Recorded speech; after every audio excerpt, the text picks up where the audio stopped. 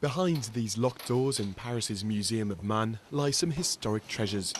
Treasures that will no longer be out of sight once the museum's renovation works are finished.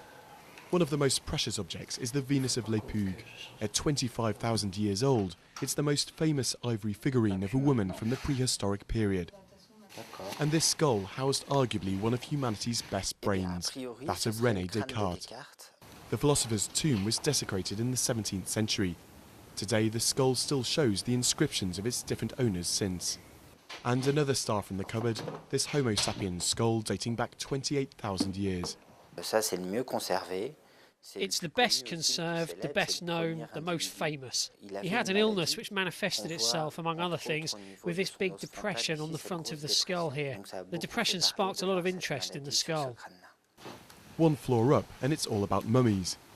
This particularly well-preserved mummy of a small boy dates back to Roman times.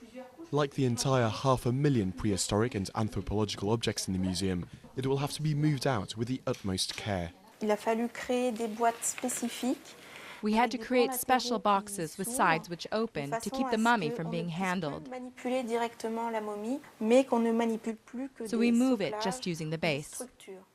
Researchers will still have access to the museum's pieces during the renovation works, but some, like Nick Barton, a professor at Oxford University, are wary. He's making the most of the time left before the move to study these rare Paleolithic stones from the Algerian desert.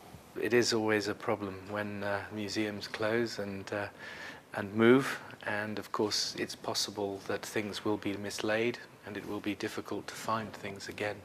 So that's why I want to study everything now.